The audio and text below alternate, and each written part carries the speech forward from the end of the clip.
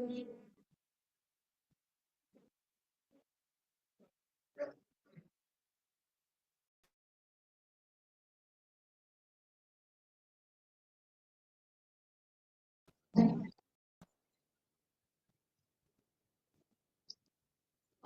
minasyaitonirrajim. Bismillahirrahmanirrahim. Alhamdulillahilladzi hadana li hada wa ma kunna linahtadiya laula an hadanallah. Asyhadu an la ilaha illallah wa asyhadu anna Muhammadar Rasulullah la nabiyya ba'da. Amma ba'du. Honorable to our Dean, Ibu Professor Nina Nurmila, and then all of lecturer. Thank you for coming to the livestock session and all of the participants here. I hope you can enjoy the session because this is a lunch talk session, right? Okay, and today we already have our amazing keynote speaker, Bapak Johan. But before we start our lecture session, we would like to listen to opening speech from Bapak Dr. Bambang. Please welcome Bapak, time is yours.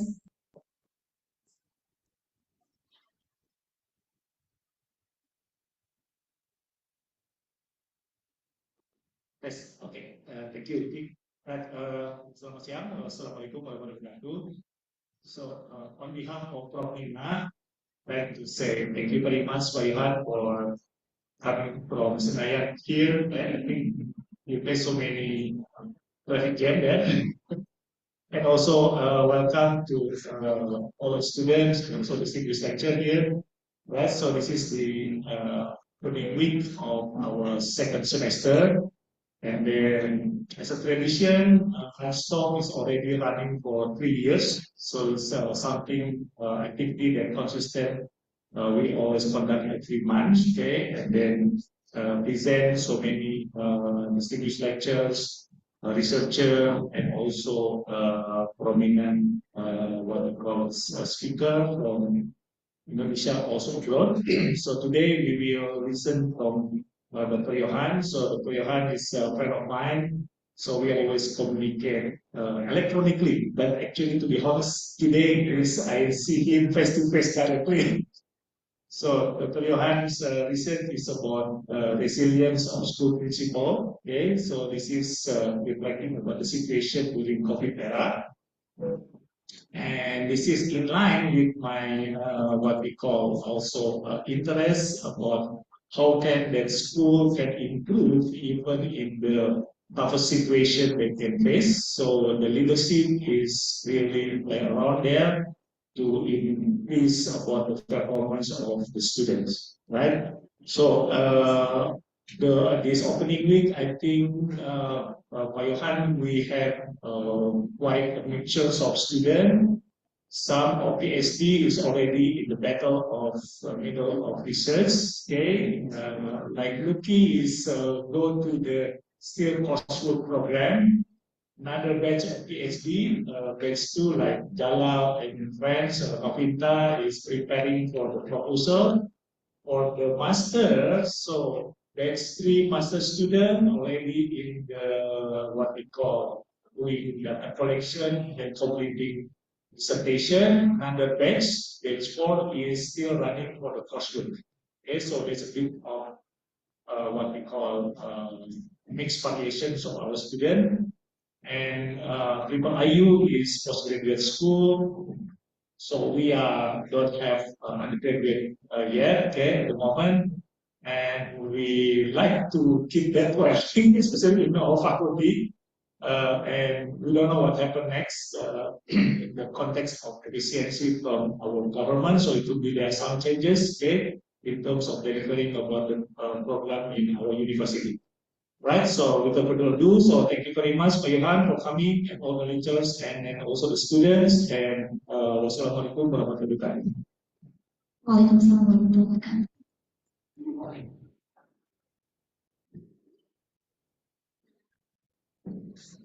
Okay, thank you so much, Bapak Dr. Bambang, for the opening speech. And we are very excited for listen to our topic today.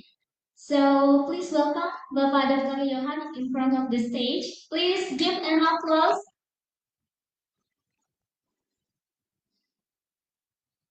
Assalamualaikum Bapak. Welcome to Triple IU. We are very excited to hear and listen a lot of knowledge from you.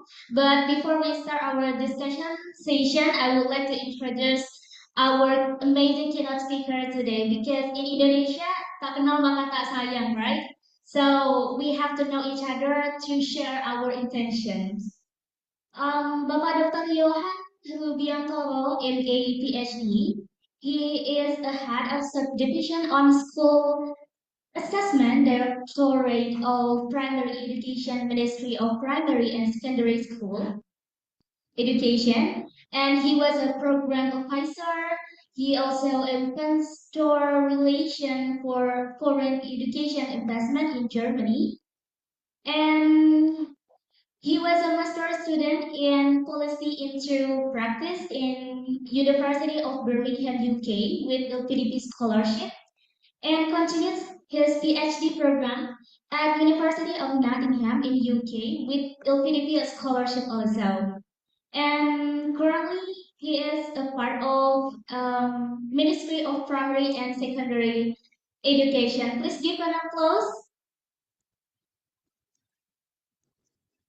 Yeah, from this curriculum vitae, we already know that Dr. Johan is very amazing person. So I hope we can learn a lot from him because this is a great opportunity for us, especially for all of friends who focus on leadership or secondary education. So this is the time for you to take a lot of advantages from here. Okay, for the rules of our livestock session, we will listen to the presentation of Dr. Johan and then we will have a discussion. Our friend here can give the question and then Dr. Johan will give the best answer for you. Okay, without further ado, I will give this session to Dr. Johan. Time is your Bapak. Thank you.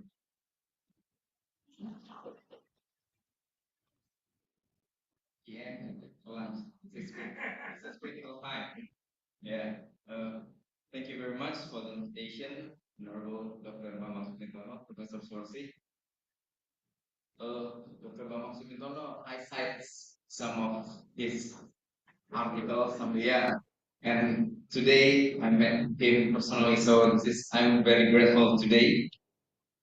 Uh, I will share about this is part of my PhD research. Actually, this is one small part of a team. It's about the principal leadership during crisis. So my PhD in University of Nottingham, it's about the educational leadership, and I'm very grateful because my supervisor is one of the most prominent scholars in educational leadership in the UK, Professor Tony Bush. My research topic is actually broad about educational leadership. So this is only a small part. And the most interesting thing about my research, this topic is it's unplanned. So probably some of you that during the data collection, so probably some of you do your PhD, and during your data collection, you will find probably you will find some topic that it's not planned. It's not on your theme or on your research topics. And this is what I find. So my research topic is about education leadership. So previously I didn't mention about crisis, but during the data collection, since it's I conduct the research during the COVID. So when I asked the participant, most of the participants asked me, your question is it before the COVID time or after the COVID time? So I said, okay, give me both answer. And then I found that there is an important thing that I found from my topic. We can explore. Okay, next. Okay. Okay, the structure I will share about the in context about the school leadership, my finding, and question and answer. I will just move some slide for only a few minutes and I will be more than happy to have discussion with you. So this is about Indonesia. I can just state Indonesia, we are one of the most complex education system in the world. We have like more than 50 million students. So before I go to the education leadership in Indonesia, I would like to share the Indonesian context about the education system in Indonesia. In Indonesia, we have three pathways of education. The first one is the formal education, non-formal education, and informal education. Formal means school system. From the primary school, secondary school, that's formal. And then the non-formal one. The non-formal one is an alternative education. In other parts of the world, people use the term social education, out of school education, alternative education, adult education, but in Indonesia we use the term non-formal education. While the last one is the informal education or the parenting education. It's education that's start from the family. And Alhamdulillah, since I work at the Ministry of Education, I've been work in all of these three part of pathway. So in 2010, I worked for the non-formal education directorate, and then in 2015, I moved to the informal directorate, and then now I moved to the formal education directorate. So I will be more than happy to discuss about any kind of pathway of education in Indonesia. So I will share about the how the Indonesian education structure. So all of you will get the context before I share about the school leadership. So in Indonesia, as you know, we are the autonomy education system now. So we have the Ministry of Primary and Secondary Education. Last year, it used to be one minister, Minister of Education and Culture, but then under the Prabowo's cabinet, we split into three ministries: Ministry of Education, Ministry of Primary and Secondary, and then Ministry of Culture, and then Ministry of Higher Education. And from the ministry, in Indonesia, we have the local education office, or in Indonesian term, we call Dinas Pendidikan. Local education office in general, it's responsible for almost all type of education in their local areas. But we have split the authority. If we talk about the primary education, start from ECE and primary education, it belongs to the municipalities, the local government. But when we discuss about the authority of secondary education, it belongs to the provincial government. While in the ministry, we are responsible for develop the national curriculum and the higher education. And the subordinate of the local education office is the school principal. The school principal in Indonesia, usually they are divided into two: the private school, so public school principal and private school. And in public school, usually they are civil servant, just like me. They are civil servant and they are recruited by the local education office and they are responsible to the mayor. So the principal at the local education office in the regional area in Indonesia, they are responsible to the local education office and the mayor, not to the Minister of Education. So for example, if there is a principal in Depok area, they do something wrong, the minister cannot fire him. The one that can fire him is the mayor of the local education office head and director. So that's the tier of the Indonesian structure. And this is my research design. So I conduct research on the West Sumatra. So it represents the western area, the capital city, Jakarta, Bali, Central, and East Sulawesi. And three areas is the Muslim majority, and I use the qualitative case study. This is like common in the UK. Most of the social and education research we use the qualitative method. And then I conducted online interview with Zoom. Actually, in 2019, it's not what I planned.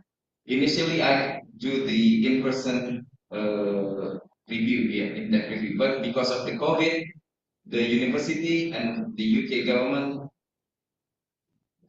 they like have a regulation that the international student cannot do research outside UK. So then I switched to the online interview, and it takes like 3 or 6 months for me to change everything from the method, from the proposal and everything.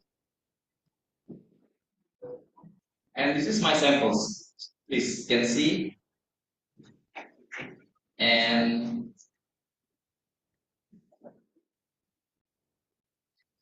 this is I use the maximum sampling.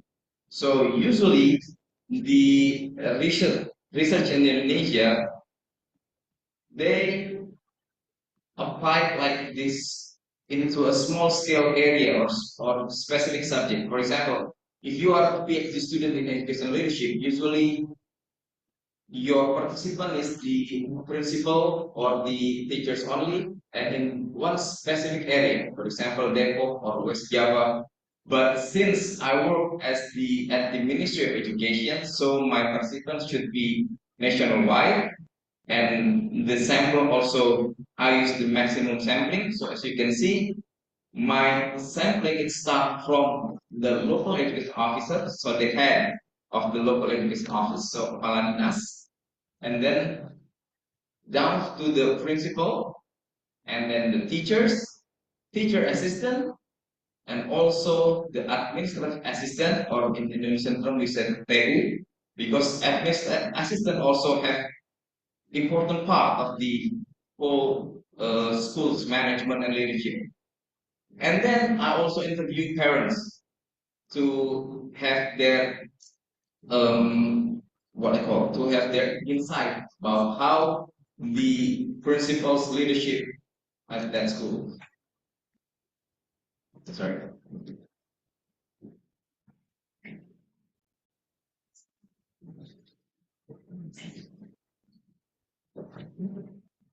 So this is the literature that tells about the crisis. So I have like give marks for the sentence that is quite important.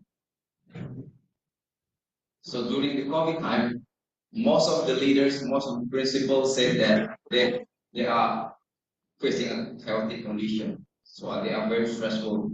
And I will explain on my findings later on. So this one. So usually they are most of the principals said they are unprepared and untrained to handle critical and career situation. And okay, this is the finding. I will share 4 findings from each school. So my participant is 40 participants, and it comes from 4 schools in Indonesia. This is from school from the each school. So it's located in Sulawesi Selatan, South Sulawesi area. So this is what principal says when I ask how's the leadership in your school during the COVID time. The school principal said we are really struggling. This is a tough situation. We have never been trained how to conduct online learning, and most of us will retire soon. And this is interesting. In Indonesian education system, more than 70% of the teachers will retire soon. So like only not more than 30% teachers are still in the young age. So this is quite a big challenge for Indonesian system nowadays. And then the the teacher at the same school said, I don't know how to teach online. I've never used Zoom before. So Zoom is a new thing for the teachers. Before the pandemic, the kindergarten, the primary school education, when we say about the kindergarten, when we say about the primary schools learning, it means face to face. They are never do the online learning before. And this is public school. If we discuss about the international school, probably the result will be different. This is public school. And then the other teacher said that parents are also in the same boat. Many of them do not know how to access the internet for online learning. So in Indonesian context, the public school parents come from variety of economic background. So some of them come from the poor economy parents, some of them comes from the mid and up economy parents. So it's very diverse in the public school in Indonesia.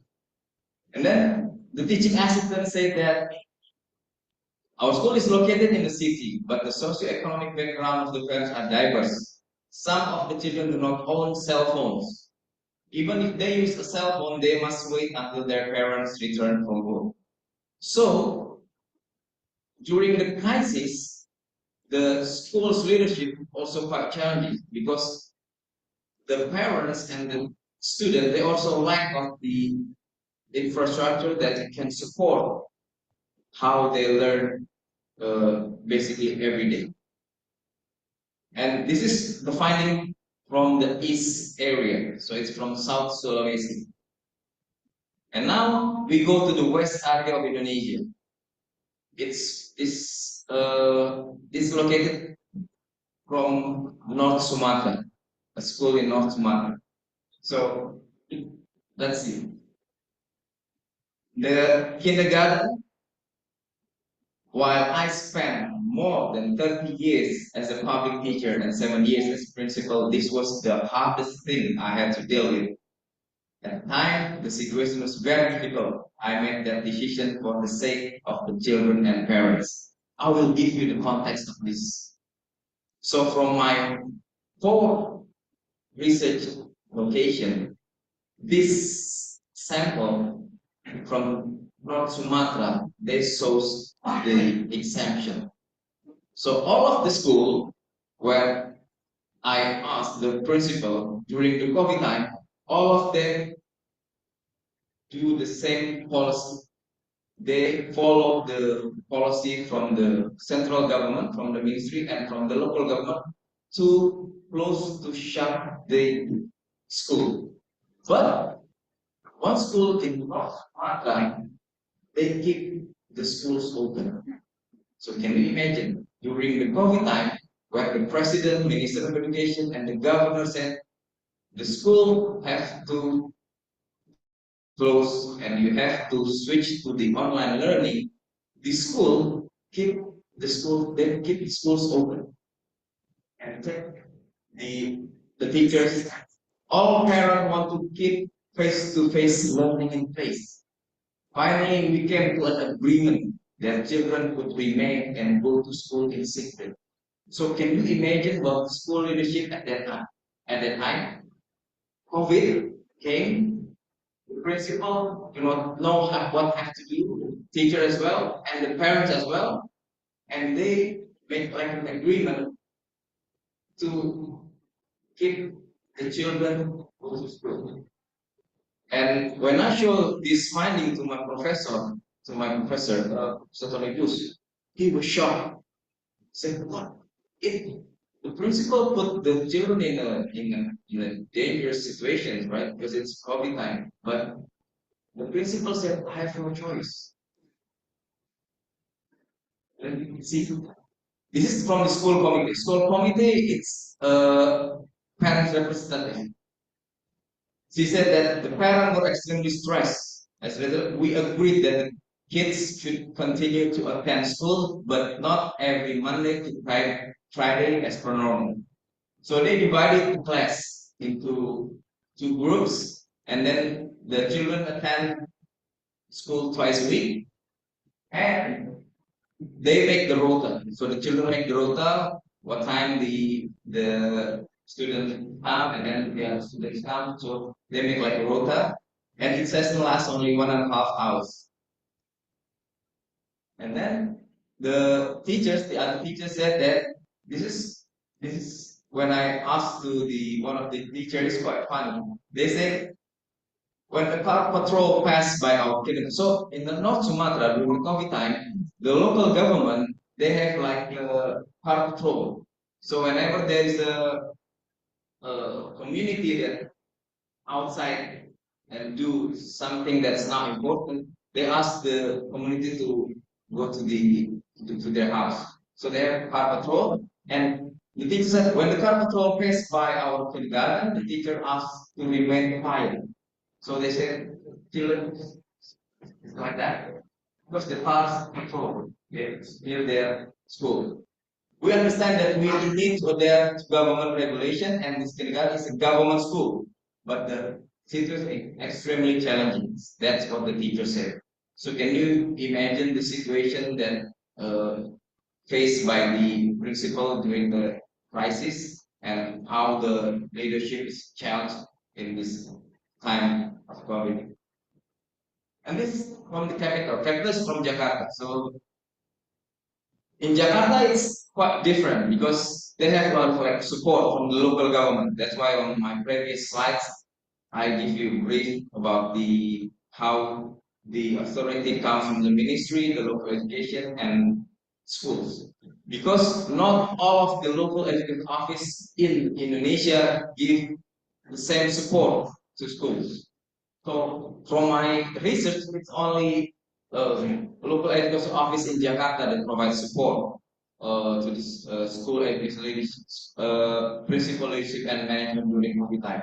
Like in Jakarta, the principal said that I always remain in touch with children and parents, and I encourage them to keep the spirit.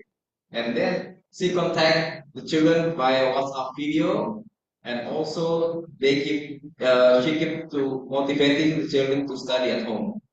And from the local education office, they give the support to the principal. They provide training to make tutorial videos and how to record with the mobile phones.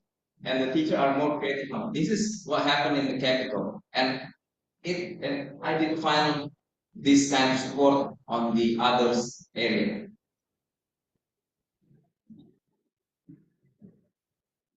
And this is finding from the central. Central is represented from Bali. Bali province. The teachers also shows how difficult during the COVID time, during the crisis. She said that last night I chatted with parents over WhatsApp. One parent got off at 8 p.m.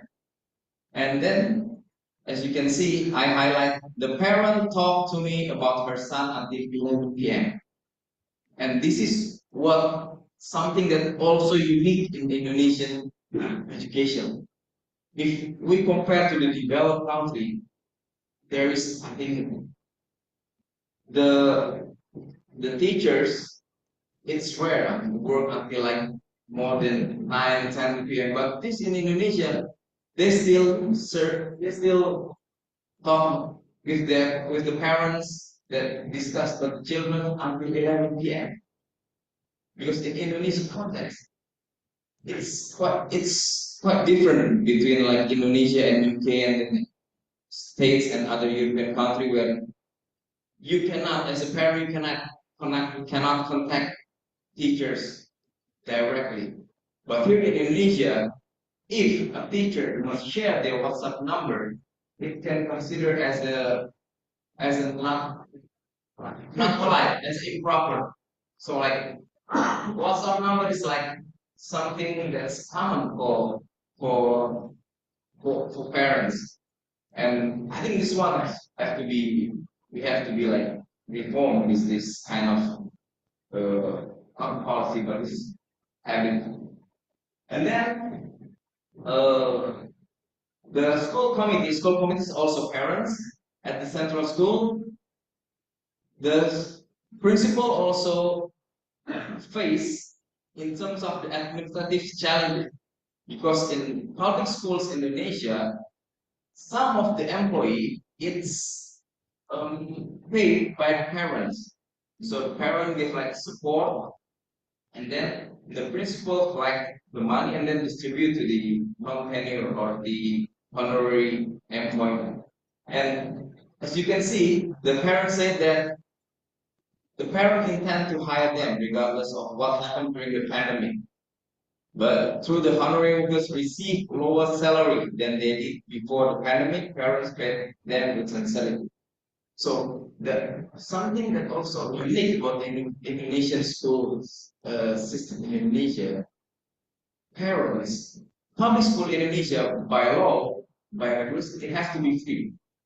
But in practical, a lot of parents provide support, provide money per month, school. But most of the parents agree and willing to do so because they consider education is a good deed.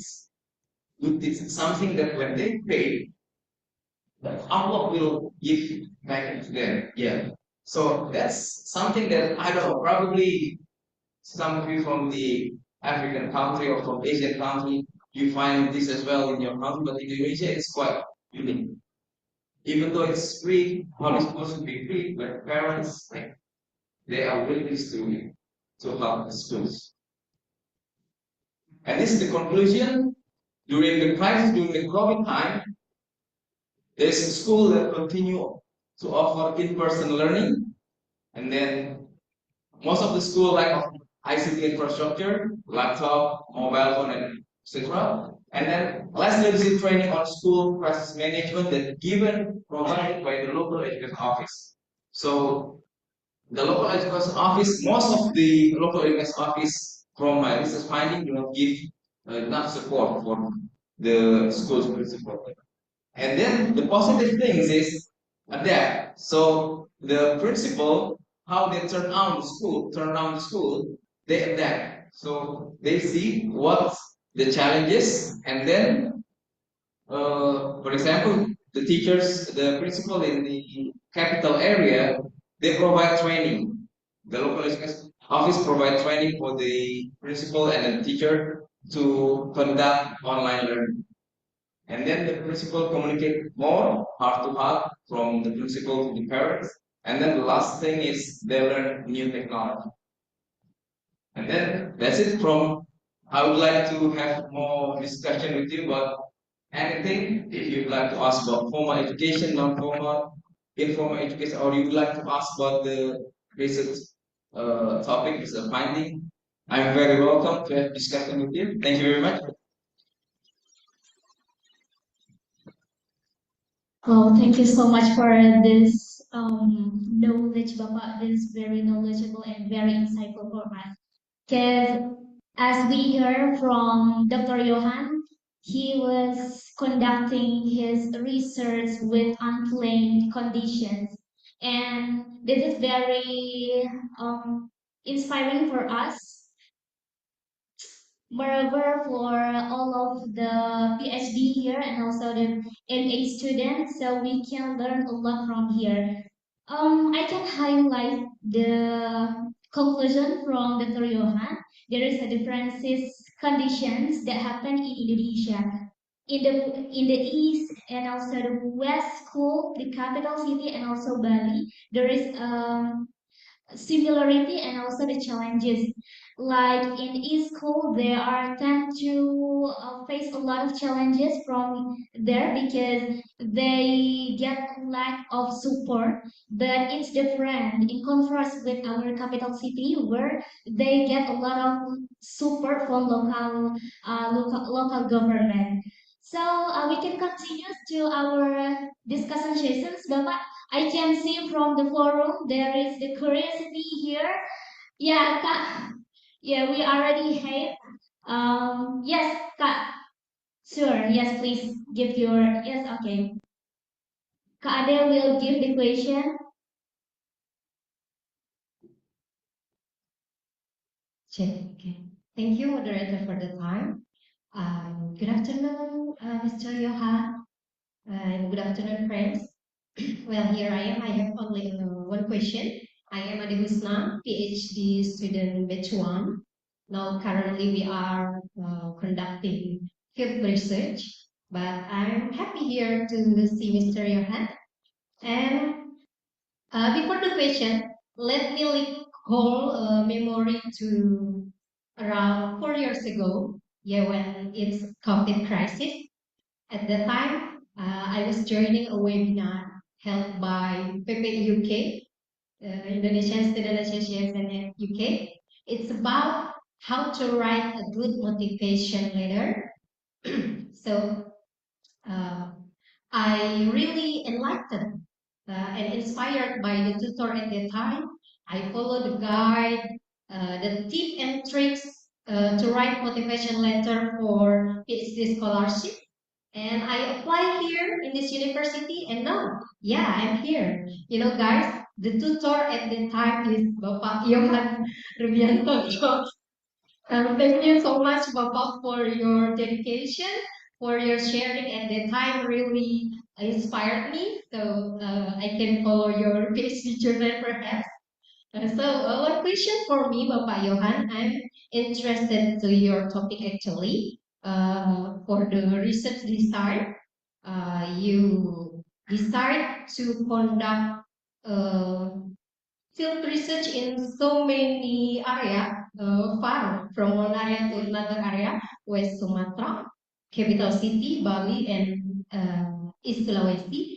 Do you have a specific reason why you choose the far area from each area to another area?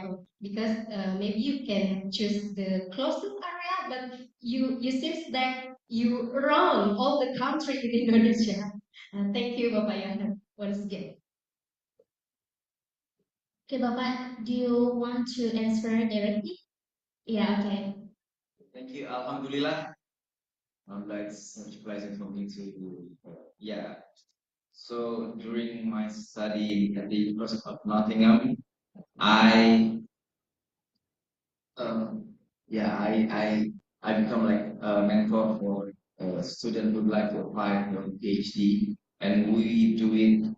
It's like a social movement because at the time I feel I have a lot of uh, the government, the country give me so many things. The LPDP give me scholarship. My wife, my children, they paid as well. And also as a civil servant, I still have my salary 100%.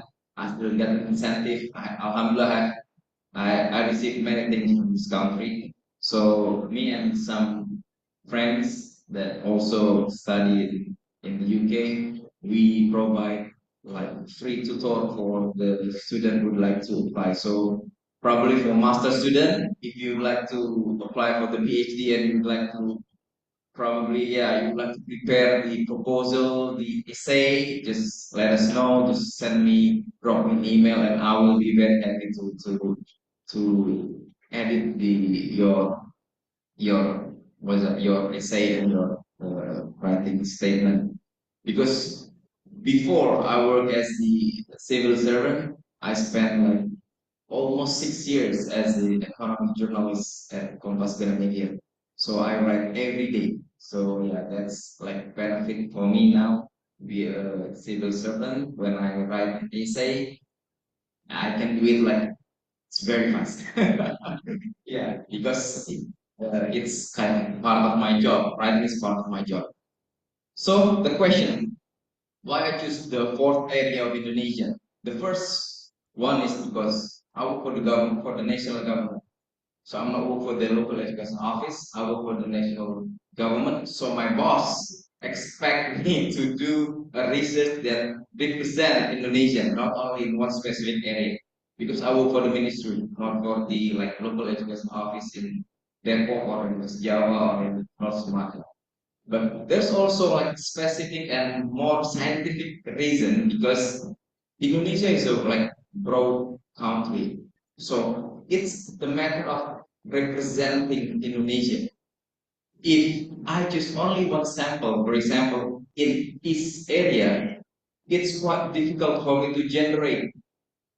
But when I choose the sample from all parts of Indonesia, because Indonesia is divided into three time zones, west, central, and east, and I add one more capital, so it's a bit easier, and it's what will make sense if when I take the generalization of the research finding. And that's the reason why I choose the fourth area in Indonesia. And actually this can be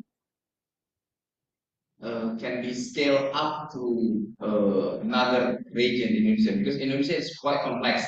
Alhamdulillah, since I've been working in Ministry of Education, I have traveled to 38 provinces in Indonesia. So I've traveled to all provinces in Indonesia from Aceh to Papua, and also like 100 municipal cities I have visit.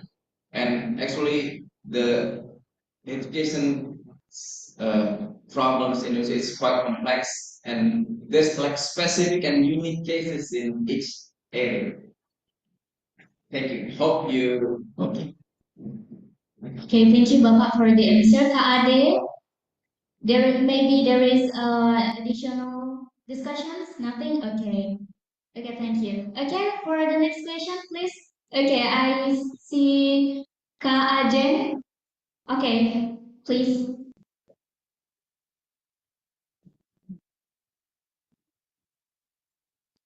Good afternoon, everyone. Good afternoon, Mr. Johan. Nice to meet you again.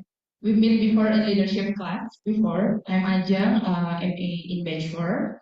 Same alma mater with you in bachelor degree. We discussed before. I know that the current news that Pak Abdul Muti already decided that coding and AI will be implemented as local subject or modern local. But I know that this is kind of like uncertain things like the COVID and the technology or something else. But how the policymaker, how the national government may be preparing for the teachers for that stuff, Bapak. So the burden is not only for principals, but yeah, the national government will be involved to that kind of circumstances. Like I want to know further about that. Thank you. Okay, Bapak, please. Thank you very much. Well, question is how can the learning and assessment, so the coding and AI policy making, it's in my office. So yeah, but I cannot answer all of the part of what that we are currently doing. But in terms of AI and coding, we have a target on April. We will train the teachers in April. That's our target, the ministry. And on July, the new schools year gets implemented in Indonesia. And we start in the grade 5. Yeah, so primary school, grade 5. So the ministry will start the AI and coding learning from grade 5 primary schools. And we will also equip schools with a smart TV. That was what Prabowo already mentioned. So when we deliver the program, the AI and coding, the infrastructure already there at schools, and the teachers also already trained. And one more, we prioritize the school. So for the first year of this policy, we will not like deliver in all of school in Indonesia. There are two priority for the school that will implement the coding AI curriculum. The first one, the school have to be they have a teacher with the background of IT. So we choose from this. We have the data. The ministry we have the data. We call it Dapodi Center data. We have everything there. The schools, facilities, the number of teachers, the number of the number of students. We have almost everything on Dapodi. And based on that data, we choose which schools that have an IT teacher's background. That's the first one. And then the second one, priority we give to the schools that already have infrastructure. So during the COVID time, like 2 or 3 years ago, Indonesian government, the ministry, we delivered the Chromebook laptop. So the schools that already have the Chromebook laptop that already have the intervention from the central government, from the Ministry of Education, it will have the priority to implement the coding in AI. And now the presidential office, Prabowo's president office, and the Ministry of Coordinating and the Ministry of Education, we are hand to hand, we have developed the content for the smart TV. So that's the update. Yeah, hopefully I will share you another year. Yeah, because like almost to be honest, every day we at the office we have like more than 3 or 4 times meeting about AI, coding, or deep learning, and many things, new policy that we are developing yet. Per day can be like 4 or 5 years Zoom meeting and yeah, in-person meeting. But the ministry will explain in details. But inshallah, this year, the Ministry of Education, primary and secondary, we will deliver the AI coding and also deep learning. And the deep learning is not a curriculum. Many people think that the ministry will change the curriculum from curriculum Merdeka to deep learning curriculum. No. Deep learning is like a approach, not the name of the new curriculum. Thank you. Thank you so much for the answer. Kajen, do you have any discussion? No? Okay, don't worry, all of my friends who want to give the question because we have still have long time. But I saw Dr. Destina. Do you want to give the response? Yes, please. Thank you, Pak Johan. Terima kasih untuk speech-nya. It's very enlightening for me because I'm not from leadership education systems and things like that. I'm more into teaching and learning. So I want to ask maybe a very basic question, like when you explain that school is actually maintained or overseen by different authorities, like junior high is under the district government, and then high school is under the governor region education authority. So based on your experience conducting the study in the COVID era, do you think which one is actually more, let's say, more beneficial with having those kind of layers than having like a central management in overseeing all this school? Because I don't know, my very simple thinking is having those kind of a national level of things, and when you have a central, it's a lot easier to manage, but what we have is different, right? That's the first. And then second, from your experience, do you think, I mean, in the future, you never know what will happen, right? This kind of pandemic might be happen again, or maybe there's other things that is in that scale. So what you are in also in the government, so what from that what you learn, how's the best, maybe not the best, like what is the effort that is prepared by the government in terms of connected with the leadership and then school systems, things in that relation. Thank you.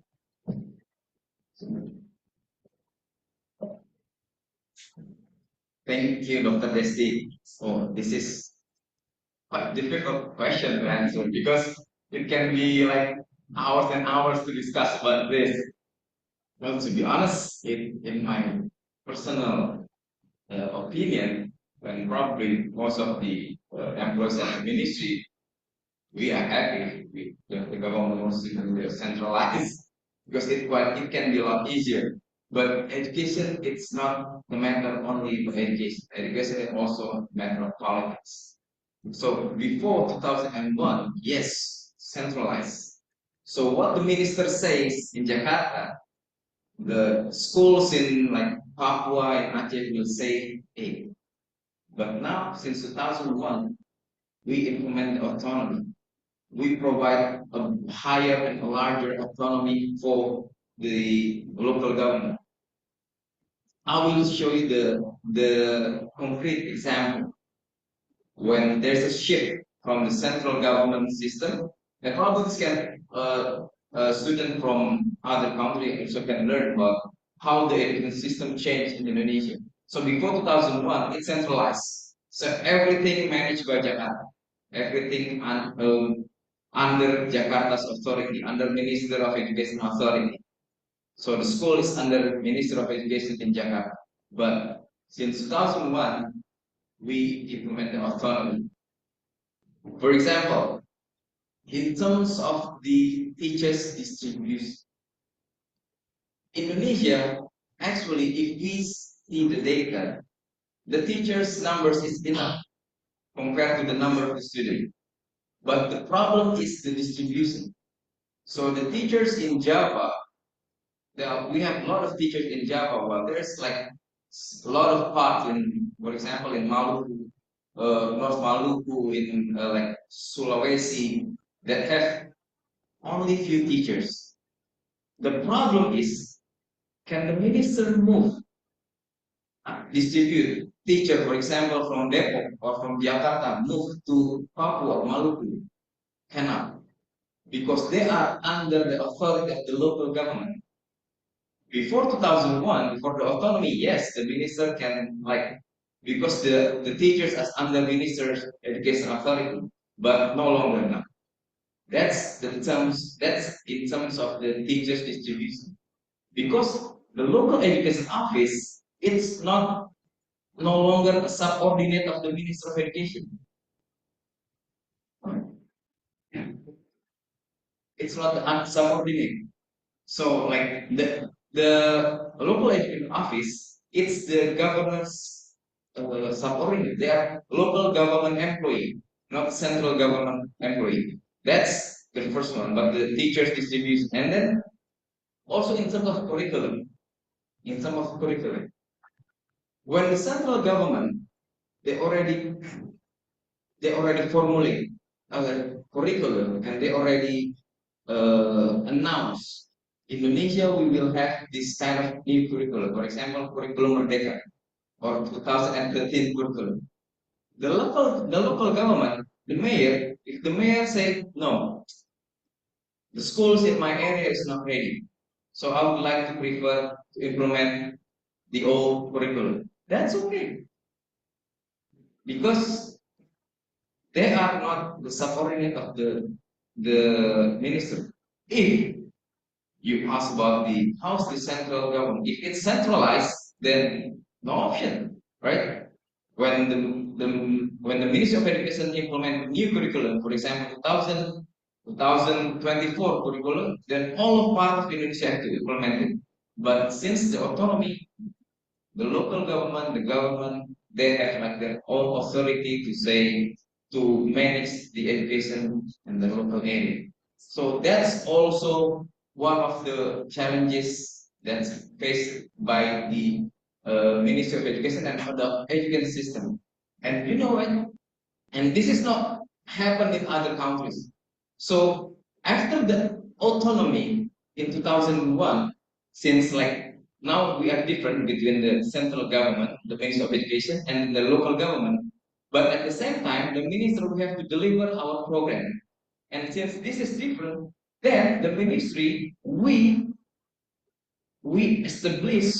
build our branch like office. We call the technical unit office in the region area. So for example, Minister of Education now, we have primary and Minister of Primary and Secondary Education, we have like branch office in 38 provinces in Indonesia that have like similar function with the local education office. But this is like our hand. So when we have a program and we want to deliver to the local government, we go through this our branch office. Then our branch office, the Minister of Education office, the branch office at the regional area, they will disseminate our program to the local education office because we cannot penetrate directly to the local government. And that's kind of system I didn't find in like any other developed countries. Yeah. So at the local area, we have local education office and also Ministry of Education branch office, something like that. Thank you. Thank you so much, Bapak. Do you have any discussion, Ibu? Is it enough or?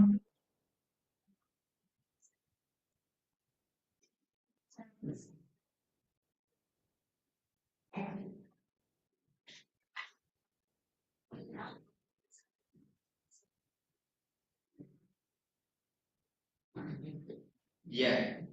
During the COVID time, one of the problem is budget. Because to provide support for the teachers, you have to switch from the in-person learning to the online learning. And to conduct online learning, you need infrastructure. Laptop, you need a Zoom account if you use Zoom. And it's not provided by the local government. It will depend on their fiscal capacity.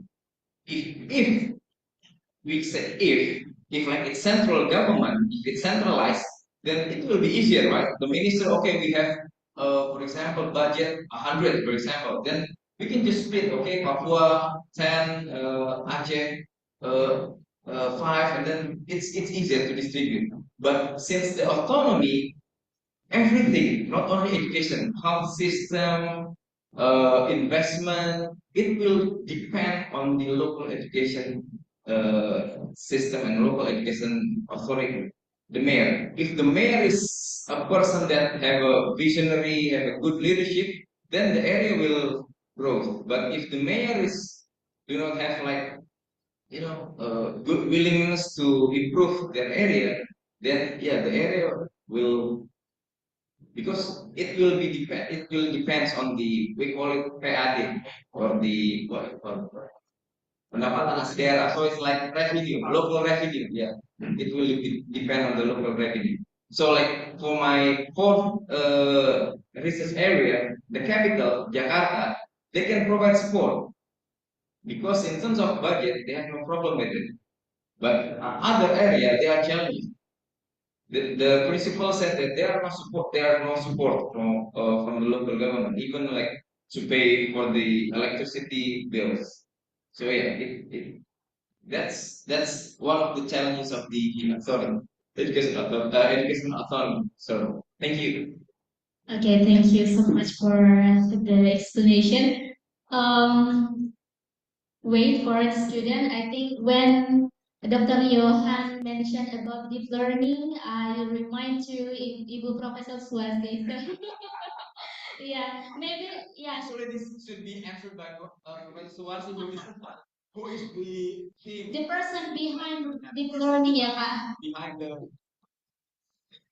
Yeah. Okay, please Ibu Prof. Well, thank you very much. I think I'm interested in your statement that in fact our system is very complicated. And when I presented the visualization of that, the whole participants in my group is wow, cannot imagine. Now there's another issue now which is arising, that is re-centralization of the teachers. Okay, that's because of the quality issues. So it's very almost impossible to to ensure the quality, with reached by all or quality education for all if the teachers still belong to the local governments. You cannot, mobile the teachers. Now, suppose there will be what about it? New project of changing the law, right? So, if, for example, the people agree that teachers will be re-centralized, do you think that the leadership will be easier too? or teachers belong to the central government, while the principal is probably still a local government, so it will be more complicated, right? And you will have a new what is topic of research. I think I would like to see your view in this case. Thank you. Thank you, Professor. Before I answer the question, talk about the deep learning and also question from Ms. Ajeng. Actually, when I met Professor Swarsis, my first question to her is, Prof, when will the deep learning approach will be announced by the new minister? Because she is the special staff, special team for the Ministry of Education and Ministry of Primary and Secondary Education. Yeah. Well, Professor, it's a very hard question because since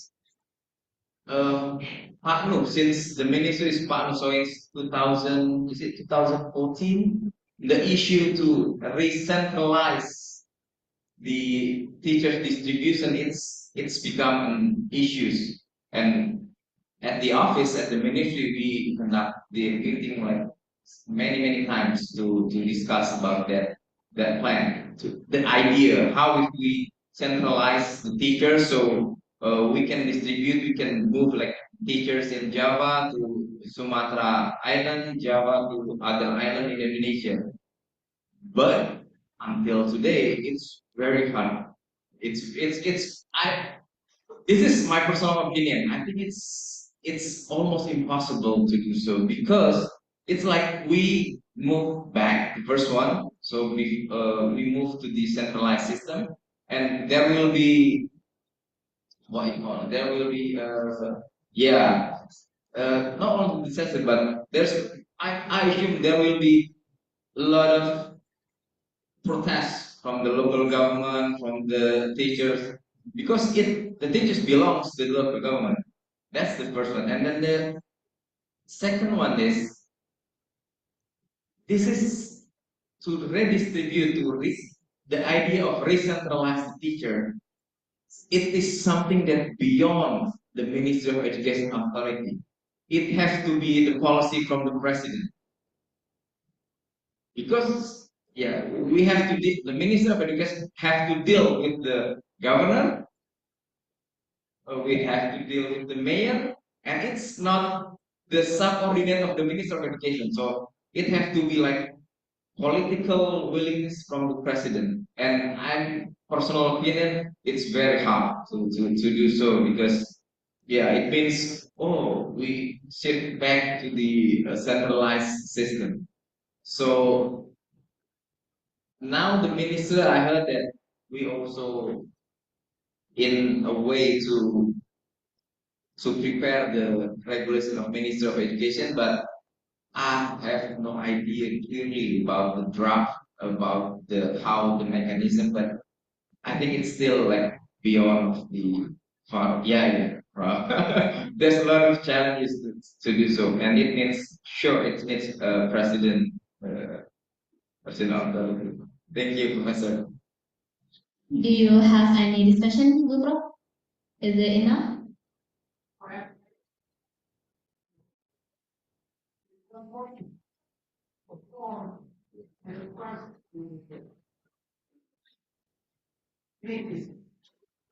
Exchange easier. Alternative. We already have an alternative. Since 2014, the minister we implement we call it Sarjana Mendidik SM3 Sarjana Mendidik. Yeah. So we call it we deliver a program where the bachelor's degrees graduate sent by the Ministry of Education to teach in the remote area.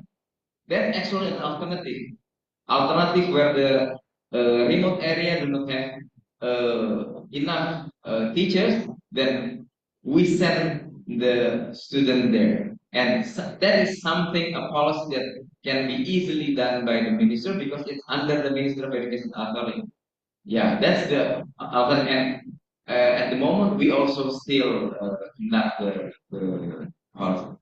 Thank you, Mr. Okay, this is very wonderful discussions here, but I think we can learn a lot from here. And I think for the next discussion, we have to learn a lot from Professor Suarsi also. Okay, because of the limited time, we would like to move to the student. Is it okay, Bu Prof? Because our student still have a lot of question. Okay, Mbak Ula, do you have question? Okay, please.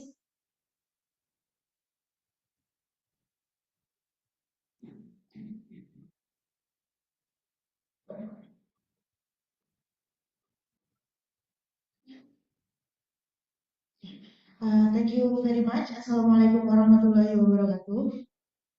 My name is Ula. I am master student batch 4, and I want to go back to the research. Actually, I downloaded your thesis document, like 300 pages and more. And I find out that you have 7 research questions, and it's really interesting for me because you put the leadership during crisis question as the 7th question, which is the last. I want to ask because as an office researcher, like we have to look for research question, and you have 7 in your question. Like, do you add that question like last minute, or after you know that you cannot go directly to the school, you made adjustment to all of your question, and why is that so? And the second question is because I'm also teaching during the pandemic. I want to know from your research which is the best leadership style that's successful to accommodate learning during the crisis, and maybe what is the impact of the research. Thank you. Assalamualaikum warahmatullahi wabarakatuh.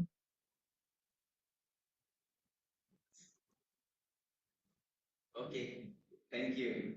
Yes, very nice question. Then unplanned theme. So yeah, initially my question is only 6. So I would like to know about how's the administrative duties of the principal, how they enact their leadership daily, and then how they implement the national curriculum from the central government. 6 type of like leadership daily that you can see. That's actually initially it's 6, but then when I conduct the data collection, so I already make the instrument, the question from 16, not 7, 6. So when I ask, for example, the principal, um, can you explain how you monitor your teachers daily? And when I ask a lot of question, many question, the response of the principal and teacher say, your question is it before the pandemic or during the pandemic? Okay, that's almost the response of the participant. So your question is before the pandemic or during the pandemic? So like for example, how you monitor a teacher? Is it during pandemic or how do I monitor teachers during the pandemic? So I see most of the participants respond the same things. And then I said, okay, answer both. So I make the transcript, and then I discuss with my professor, Professor Tonogus, and I said, Professor, when I asked to the person, most of them say, is it before the pandemic or during the pandemic? And I make like both and theme, and then I found that there is every question I have like 2 answers, right? Before and after. So my professor said that this can be another thing. And probably for you, master student or PhD student who are doing the data collection, there's a big probability that you will find other topic that's interesting, that it's beyond your plan before, and that's wrong. So that's why that's leadership during COVID time, it's unthemed. It's unplanned. It's unplanned theme. So it's because of the view, and then I found something that interesting. That's the first question. And then the second question, actually, this is very hard. I also asked to my professor, which leadership model is the best? Yeah, I said, which leadership model is the best? Because I read a lot of like journal article. This my professor he is one of the uh, scholars that's Professor Regus is like distributed leadership scholars. So he most of the time he always said that distributed is the most favorite type of leadership during the era. But leadership is it's not one size fits all. You can read from Dr. Bambang Suminsono journal article. He write many things about leadership, and there is no one size fits all. We cannot say that the type of leadership from UK or from United States is can implement in Indonesia, or even in the local area. We cannot say that the leadership style from the principal in Jakarta can be replaced in the Maluku or Sulawesi. No. So it's have to be it has to be adapted with the local context. Yeah. So I think a lot of scholars cannot say this is the best. Like for example, the Ministry of Education will implement the instructional leadership in 2020. Yeah, but we also cannot say that that's the best approach. So yeah, so it's quite difficult to answer. There is no one size fits all. So I think it's have to be depth with the context. For example, there is a school with the military systems, right? Yeah, we can say like Taruna Nusantara or military academy. Can we implement the type of leadership like instructional or distributed on that school? No, cannot. It has to be militaristic leadership style. So, okay. Thank you very much. Oh, that answer. Thank you so much for the answer, Bapak. I think I saw there are male students who want to ask the question because we know that for the reason of gender equality. So yes.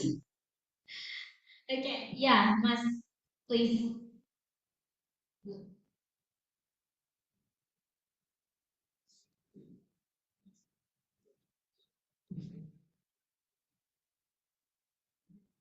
Okay, thank you, Bapak. My name is Agus from MA Batch 4. Actually, I'm curious about your research in terms of like variety of the subject and the complexity of the level or something like that. Why you decide um, research to do research in early childhood education, especially during the COVID-19. What is your consideration choosing that level? And then the second one is, what are your consideration taking those school like the from that area? Why you choose that area and that school? Is that school represent? Does that school represent the area as a whole? Like I'm also from Sumatra as well, like from Lampung, but you choose like West Sumatra. Yeah. And how did you manage and end up with the state or area? Thank you. Okay, thank you. Why I choose early child level? Because when I conduct my study in 2019, I come from the Director General of Early Childhood Education at the time. So since I'm a civil servant, when I take my study, it has to be on the purposes of my office course. So I cannot take any kind of subject that's not have beneficially to my office. And then Second one is scientifically, ECE is like it's important. It's very important. It's critical age. It's critical area. If you see the literature, ECE is a golden age. So when if you provide an intervention during that time, so it will have enormous effect when the children to adults area. So it's very important, and it's also part of the SDGs 4 point. Yeah, it's part of the SDGs agenda. So yeah, that's why I choose that topic. But this is not on easy. Actually, I use the theory is more like easy and also school system literature. And about the why I choose like quite complex the area, also the participants, or from the local education office until the principal. Something that you have to bear in mind that I have a privilege, to be honest, because I work for the minister, so I have the access to. So if you are in a way to conduct your research, you have to think about that. You have to think: is it accessible for me? Is it will be easy for me to conduct the research, to contact the participant? So do not make like generalization. If like Johan can do, like, or maximum sampling, then I can do it. Not because to be honest, when I start my PhD, I already have the data, I already have the person, because I work for the minister. I know who that I have to contact at the North Sumatra area. I know who should I contact at the Bali province to get the data. I already have the all of the contact number because I work for the ministry. But if you do not have the access, then you have to think. You have to consider about that. Because I have a friend. He conducted PhD, then he have like ideal something that ideal that I want to take the topic about this, but he do not have the contact. And in Indonesia it's quite difficult, actually, to be honest. It's quite difficult if you want to conduct research and you do not know the person at the local area. It's very difficult. For me it's a privilege, because when I say I'm from the Minister of Education, yeah, thanks, alhamdulillah, they say okay, they very open. Yeah, they're very open. The problem will be different if like probably, for example, if you're a teachers, or you're a fresh graduate and you want to collect the data from the local government, maybe they will, you know, it will. So please consider when you conduct your data collection, please consider about the feasibility. And my professor also told me the same thing. When I start to choose the local the locus for my research, actually on the east area I choose Papua. Initially I choose Papua because I'm in love with Papua. I visit Papua like 3 times, and you know what? During that time when I visit Papua, it's it's a chaotic time. The first time when I visited Papua, I went to Sarmi. Sarmi is a small district, and there is no mobile phone signal. I take like by drive 9 hours from Jayapura, and then the second visit to Papua, I visit with my minister, Pak Muhajir at the time.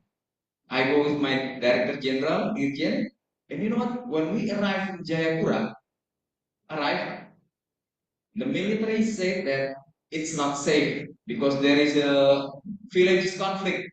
Yeah, and there's people die and then they burn many things. And I just Papua landing. We go to the like VIP room with the minister and with the DG, and then we go back to Jakarta. Yeah, and it happened. And then the third time as well, I visit Papua. I it happens again. I landing in Jayapura. There's a village fights there, and then I have to go back. So I just like go to Papua and only for transit and go fly again to Jakarta. So I said I want to stay longer in Papua. So and initially this is in person, right? Not Zoom learning. So I visit area. So the idea is I conduct the in-person research and I visit initially Papua. But you know, my professor said that he knows about Papua. He said it's good to to have like research in the rural area, but you have to consider first the safety because in the UK system, if we conduct research in like quite a dangerous area or a conflict area, then the ethical clearance in the UK it will be very challenging. It can like up to 6 months for me to get the approval. So if like for the normal things, if I want to conduct research in like this normal area, 3 month the ethical clearance from the university and from the British British British I forgot this, but from the UK it can be easily I can easily get it. But if you conduct research in a conflict area, remote area, or you want to conduct the research and your participant is people with disabilities, vulnerability, it can be up to 6 months. So that's why, based on the discussion with my professor, I keep the Papua and then move to East Sulawesi. And also it's also the technical reason because I will conduct online, right? So I need the area that have a good internet infrastructure.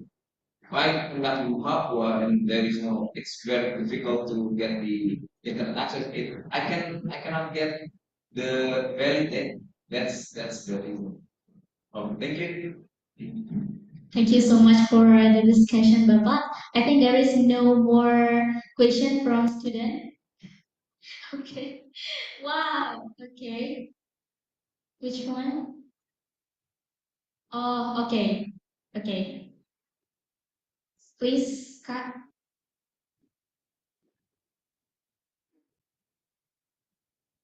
Thank you for perhaps the last chance. My name is Donna. I'm from MA batch 4. One of sorry, can you the slide that the first findings? What was the findings? It's this one, I think. If I'm not wrong, I pick up a pattern perhaps that I can say that the teacher is actually lack of digital literacy, not just technology, but digital literacy, and we all know that it happens in from kindergarten and across high school. So I would like to know how do we deal with it? Is there a planning in MOE to deal with this digital literacy because it is becoming our concern because I can see that the teacher, especially in during pandemics, there are many YouTube videos in YouTube, but actually the quality of the video is not that good. And sometimes they just pick the first time or the first or the second video they find by googling and then just give it to the students. So I would really like to know what your opinion about this digital literacy in teachers' capability, and then how would be the MOE deal with that in the future. Thank you.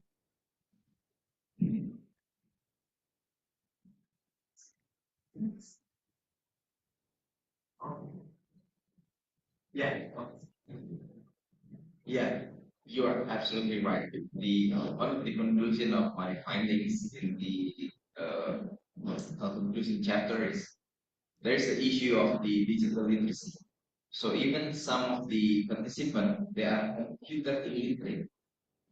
So there's a teachers that say that my son helped me to open the laptop and connect to Zoom. So whenever they have to, the teacher have to do online learning, uh, her son have to guide uh, his mother, because even for like open the laptop, she cannot do it. Because, and it's like it's not common, but we still find it at the kindergarten and primary school level. But since COVID, all of the teachers try to learn to adapt and learn new technology. And the one of my finding that interesting is most of the teachers are 55 years old, more than 50 years, 5 years old. And some of them, as you can see on the finding, they said, I'm 2 years from retirement era. It's not the time for me to learn new thing. Yeah, yeah. So it's time for me to retire. It's not a time to learn new thing. He said, but the on at almost fourth school that my in my locus research, they have a non-permanent teacher, non-tenure teacher, and most of them are a young teacher, so like fresh graduate. So they are the one who teach, who provide like train to the senior teachers. That's the practical things at the schools area. And then the question about what is the minister's strategy and the policy? Of course, we have a lot of programs to improve the capacity of the teachers. First one, we have to operate with the TVRI or national television. So the national television, we we cooperate with the national TV to produce a program how the teacher can learn, like how to use Zoom, how to use Google Meet, and we choose the TVRI or the national or government TV because they have a network in all of the area in Indonesia. And then we also implement a platform Merdeka Mengajar. So where the teachers can learn from that platform. And we also conduct like training at the local education office area. So we have like master trainers. So the master trainers train the TOT, training of trainers at the local area, and then they disseminate to the school level. So actually, most of the policy, most of the program we implement like the similar system, similar goal. So we develop the curriculum of the program at the national level in Jakarta, and then we distribute the program. So before we distribute, we train the master trainer at the national level. So the master trainer then will um, disseminate the program at the local area, and in each local area there will be a master trainer there.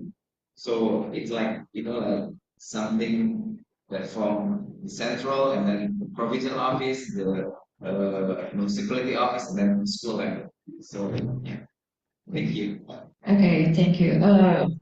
I just still curious about the literacy itself, other than the digital, the technology that you mentioned, it has been some trainings provided. What about the literacy? Because as I already mentioned, that these teachers know that there are many videos in YouTube that they can actually use, but sometimes they just choose the one that actually not really worth it. And yeah, Yeah, you know.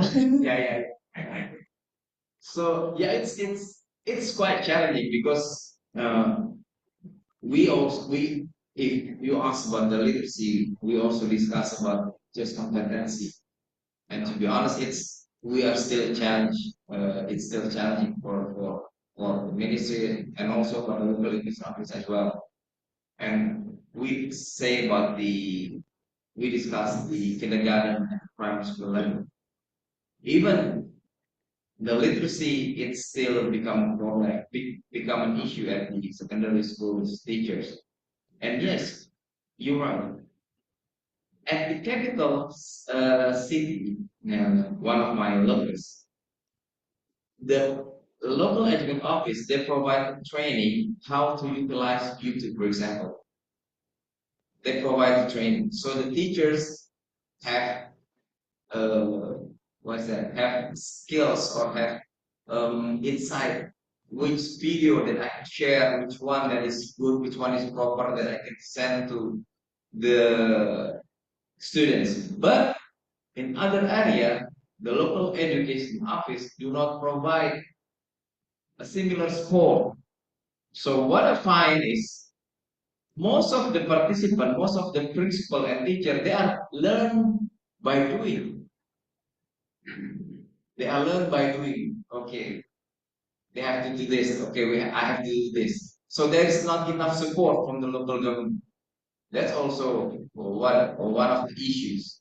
Yes, you're right. And if we say about the literacy and then the competency of the teachers, it takes hours and hours to discuss. But we have to also consider that this is crisis area. Crisis area. They are not prepared. Anyone do not prepare to do the online learning. Even if we, to be honest, how many university lectures that prepare to conduct online learning before the COVID time? Yeah. So yeah, it's quite challenging. But now most of them already adapt with the new technology. Exemption with some principal that say, "Oh, I'm 2 years from retirement. It's not the best time for me to learn new thing." Yeah, that's it. Thank you very much for your insights. Thank you.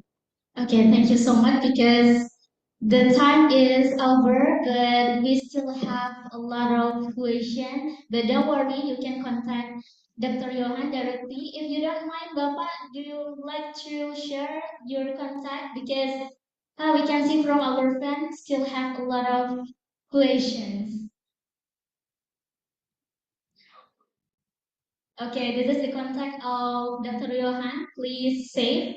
If you have the question, you can send directly. Okay, Bapak, because of the time is very limited, maybe there is any closing statement from you, Bapak? Short one, and it's related with who you are. For master student and a PhD student who are still dealing in conduct research. Good luck. Good luck for you. And PhD it's not it's sometimes it's like you feel lonely probably. You need to read a lot journal article and many things and write, but there will be light at the end of the day. There will be light. And one what is it? One input for me: try to be socialized each other. During my study in the UK, I'm the head of the innovation student, and I also gather like almost 600 doctoral students. I'm the spokesperson of that organization, and when you connect each other, it will be easier for you. You know what? When I'm in the UK, before we established the organization, I thought that it's only me that research about ethical leadership. But when we connect each other, we gather, we have like together, we have a coffee. I know that it's not only me in the UK that research on educational leadership, but there's another student that research the similar topic, and then you can discuss each other. So please do not feel lonely. Please communicate with your friend, and good luck. Okay, thank you so much, Bapak. This is very wonderful. One thing. I think this is very special for me, and I would like to invite all of you to visit the Ministry of Education office. Wow. Please email. There's my email there, or you can DM me through my Instagram account. We are very happy to serve you. And last month we just received the 55 ISEC UIN student from Jakarta. So if you'd like to visit to the Ministry of Education office in Senayan, please. And it's one of the most strategic Ministry of Education office, because the left side is Ratu Plaza. Yeah, the next one is FX. Behind there is four shopping mall just in the area. So it's very strategic. And you can take MRT and busway. Yeah, Professor Suwarsi, is it true, right? Yeah. That's the most strategic ministries office. Yeah. Okay. Thank you very much. Assalamualaikum warahmatullahi wabarakatuh. Well, Masya Allah, we got special invitations, guys. Alhamdulillah, ya. Thank you so much, Bapak, for coming to Triple IU and then share your soul. It's very valuable for us, and I hope we can discuss further. And see you on the next lunch talk. Don't forget to come and enjoy the sessions. Okay, this is that's all from me. I'm so sorry if I have the mistake. Assalamualaikum warahmatullahi wabarakatuh.